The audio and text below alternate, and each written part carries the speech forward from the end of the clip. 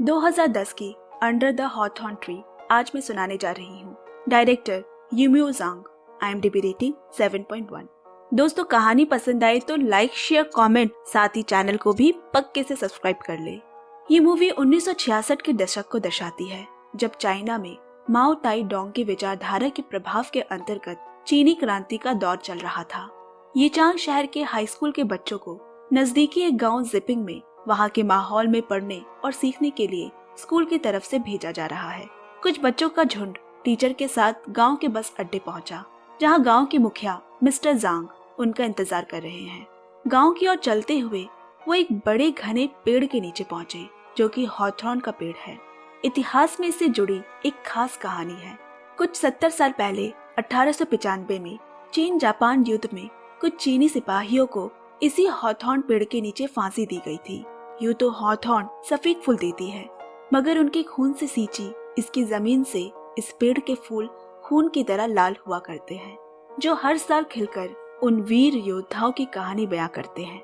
अब दो के दल में उन्हें गांव के लोगों के साथ एक घर में रहने के लिए बांट दिया गया। अंत में बच गई 17 साल की जिंग, जिसे अकेला देख मुखिया जांग अपने घर ले आया। उनके 3 बच्चे हैं, 2 बेटा और 1 बेटी। बड़े बेटे की पत्नी और 5 साल की बेटी हुआन है।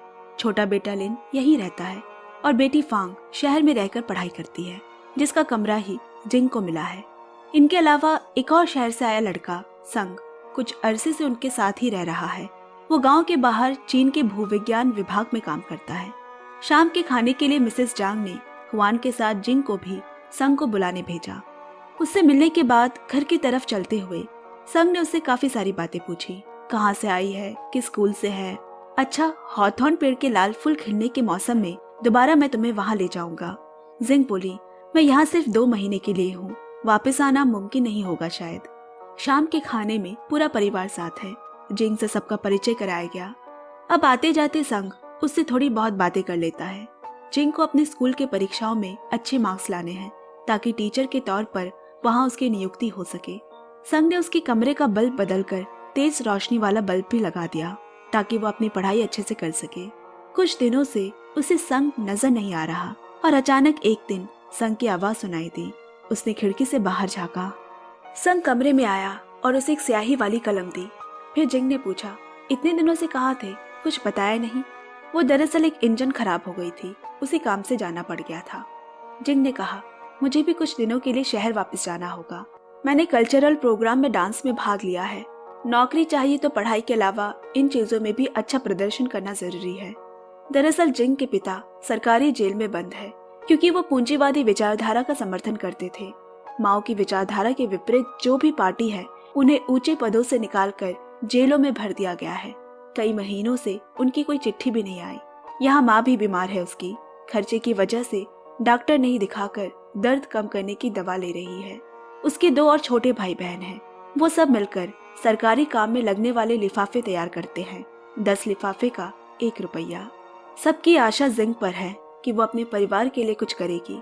माँ ने कहा, संभल कर रहना, एक गलत कदम तुम्हारा भविष्य बिगाड़ सकता है।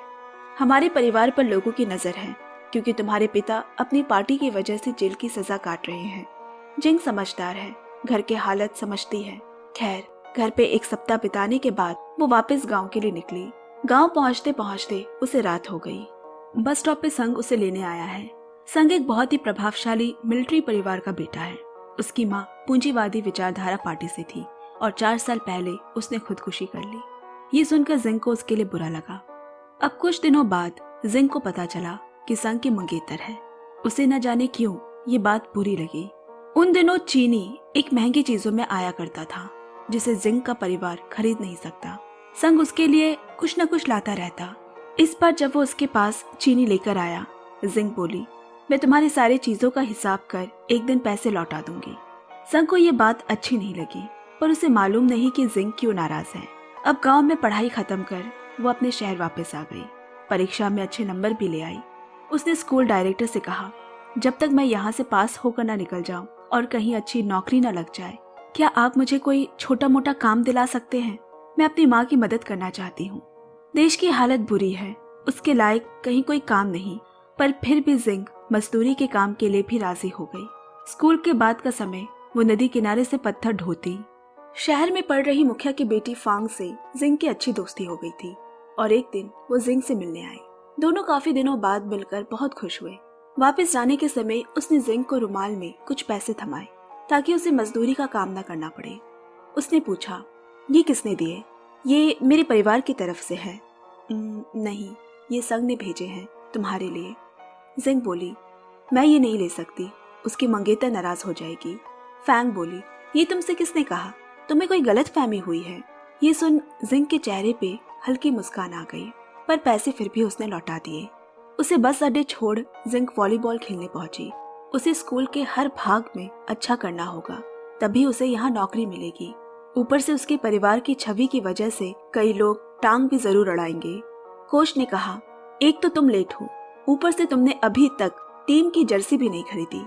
जिंग के पास इसका कोई जवाब नहीं। फिर एक दिन गांव से मुखिया का छोटा बेटा लिन उसे अखरोट देने आया, साथ चीनी भी है। जिंग की माँ को डॉक्टर ने बादाम, अखरोट ये सब खाने को कहा है, लेकिन वो खरीद नहीं सकते। जिंग बहुत स्वाभिमानी स्वभाव की लड़की है। उसने वो सामान तो रख लिया, लेकिन आज की काम से मिली पगार उसने मोड़कर उसके ही बैग में डाल दी। फिर जिंग को कुछ शक हुआ और कुछ दूर उसके पीछे पीछे गई। नाव लगी है जहाँ संग लिन का इंतजार कर रहा है। इसका मतलब उसकी माँ के लिए अखरोट संग ने ही भेजे हैं। जैसे ही उनकी नाव जाने लगी, छुपकर देख रही जिंग ने लिन को चिल्लाकर कहा, बैग में पैसे रखे हैं, अपनी माँ को दे देना। उसी वक्त संग नाव से कूदा और पानी में चलते हुए किनारे तक उसके पास आया और जेब से पैसे निकाले। तुम्हारा जर्सी नंबर 5 है ना, जिसे खरीदने के लिए तुम्हारे पास पैसे नहीं है? तो पूरे टीम की नाक मत कटवाओ और ये पैसे लो, वो हंसते हुए बोला। अब जिंग के पास भी अपनी जर्सी है। संग अपने काम से समय निकालकर उसे देखने आता जाता रहता। एक दिन उसने हॉथॉर्न पेड़ के लाल फल भी भेजे। अब यूं एक के बाद एक चीज आने से जिंग की माँ को शक होने लगा। ऐसा अगले साल की गर्मियों तक चलता रहा। जिंग माओवाद विचारधारा वाले स्कूल में पढ़ती है और वही नौकरी के लिए भी कोशिश कर रही है। अगर शहर में किसी को पता चला कि उसकी मिलिट्री लीडर के बेटे संग से मेलजोल है, तो उसके लिए मुश्किलें खड़ी हो जाएगी। इसीलिए दोनों शहर से दूर जाकर मिलते हैं। एक दिन संग ने कहा, मेरे पिता शादी के लिए दबाव डाल रहे हैं, पर तुम चिंता मत करो, जब तक तुम्हारी पढ़ाई पूरी होकर टीचर की नौकरी नहीं मिल जाती, मैं इंतजार करूंगा। उस शाम जब जिंग घर पहुंची, उसकी माँ को पैर पे चोट लगी है। वो जिंग को ढूंढने उसकी सहेली के घर भी गई, जहाँ वो कहकर गई थी। जिंग के पास कोई जवाब नहीं। उसकी माँ बोली, वादा करो जिंग, तुम अपना भविष्य खराब नहीं करोगी। तुम्हें टीचर की नौकरी लगने ही वाली है। इस दौरान किसी भी गलत काम या संगत में तुम्हारा नाम आने से बात बिगड़ सकती है। अब उसका कहीं पे भी आने जाने पर रोक लगा दी गई। फिर से जल्द ही हाई स्कूल के एक और दल को गांव में पढ़ाई करने को भेजा गया, जो माओवादी विचारधारा का समर्थन है। जिंग की सबसे पक्की सहेली वेहोंग भी जा रही है इस बार। अब जल्द ही जिंग का पार्टी की तरफ से स्कूल में टीचर के पद के लिए नियुक्ति हो गई। स्कूल के हेडमास्टर ने कहा, तुम्हारे पिता के रिकॉर्ड्स के बावजूद भी पार्टी ने तुम्हें यह मौका दिया है। मैं शिकायत का कोई मौका नहीं दूंगी और समाज के काम में भी हाथ बटाऊंगी, जिंग बोली। लेकिन उसकी नौकरी पक्की होने में कुछ महीने और लगेंगे। अगले दिन से वो स्कूल के बाद पास की बिल्डिंग में मिट्टी ढोने के काम में लग गई।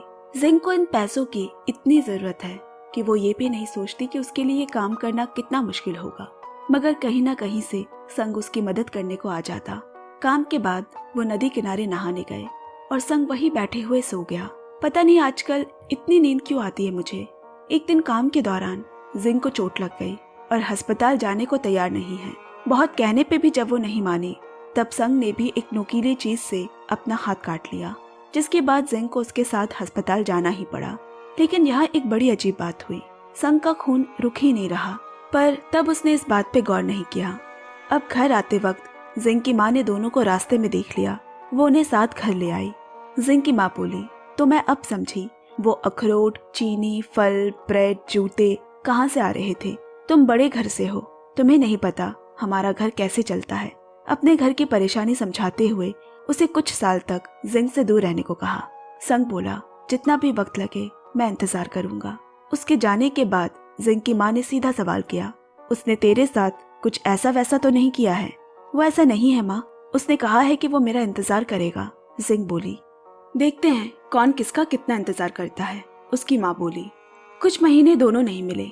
एक दिन फैंग ने आकर बताया कि संग अस्पताल में भर्ती है और बहुत बीमार है। स्कूल से 3 दिन की छुट्टी लेकर किसी तरह वो अस्पताल पहुंची। उसे अचानक वहां देखकर संग चौंक गया। जिंग बोली, मुझे फैंग ने बताया कि तुम्हें ब्लड कैंसर है। मगर किसी तरह भोली जिंग को अपनी बातों में फंसाकर उसने उसे मना ही लिया कि ऐसी कोई बात नहीं है, वो अपनी यूनिट की तरफ से बस रूटीन चेकअप के लिए आया है। उसने जिंग को वापस लौट जाने को कहा, कहीं किसी को पता चल गया तो गड़बड़ हो जाएगी।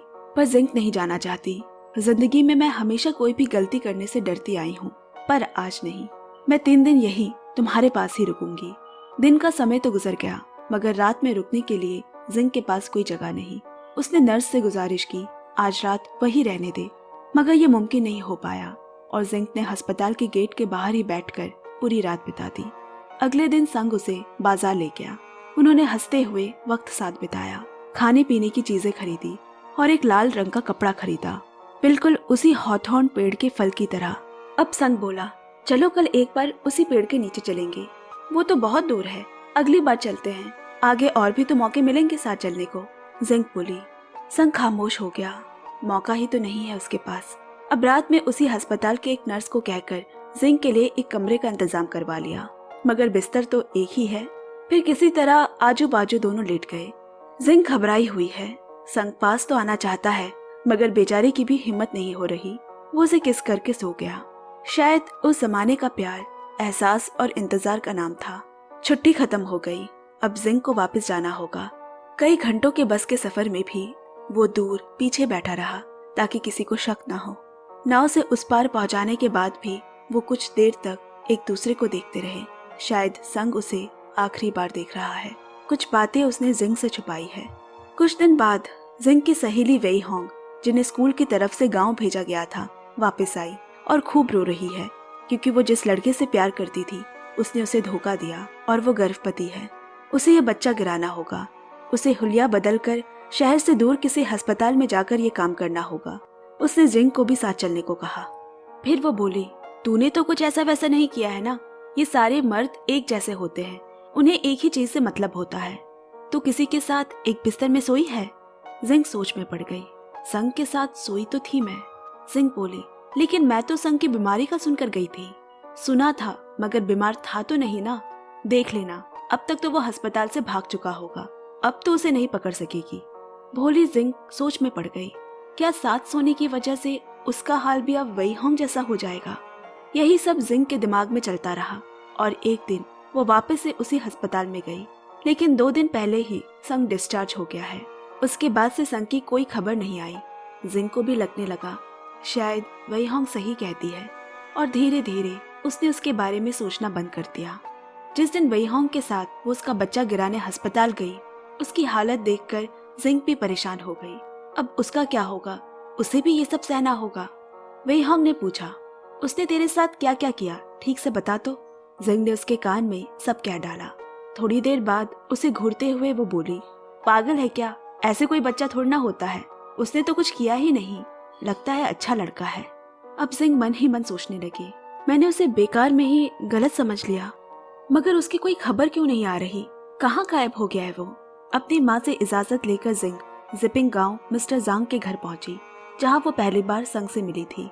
रास्ते में पड़ता वो हॉथॉर्न पेड़ भी बड़ा हरा भरा है, जैसे उसका स्वागत कर रहा हो। दोनों को साथ यहाँ एक दिन आना था। यहाँ मिस्टर जांग के परिवार को भी ज्यादा कुछ नहीं पता, बस उसकी आखिरी खबर आई थी कि वो बीमार है। क्या उसे आसमान खा गया या जमीन निगल गई? जहाँ कहीं से उसकी खबर मिल सकती थी, जिंग वो हर जगह गई, मगर कुछ पता नहीं चला। अब धीरे धीरे जिंग हिम्मत हारने लगी। वो घंटों उस जगह बैठी रहती जहाँ वो मिला करते थे, नदी किनारे राह देखती। वक्त गुजरने लगा। एक दिन स्कूल में पढ़ाते हुए उसे खबर मिली, मिलिट्री गाड़ी बाहर लगी हुई है। वो तुरंत उस पर रवाना हो गई। उसे मिलिट्री अस्पताल ले जाया गया, जहाँ संग के पिता ने कहा, संग को शायद तुम्हारा ही इंतजार है, वो जा नहीं पा रहा। जिंग ने बिस्तर पर पड़े उस नीले पड़ चुके आदमी को देखा। शरीर में जगह जगह काले धब्बे हैं। बहुत कोशिश की थी संग ने इस बीमारी को हराकर उसके पास लौट आने की, मगर कुछ चीजें हमारे हाथ में नहीं होती। उसके हाथ पर अगर वो चोट का निशान नहीं होता तो शायद जिंग पहचान भी नहीं पाती कि वो संग है। पीछे से नर्स बोली, बहुत कम समय बाकी है उसके पास। उसका नाम लो, वो सुन सकता है तुम्हें।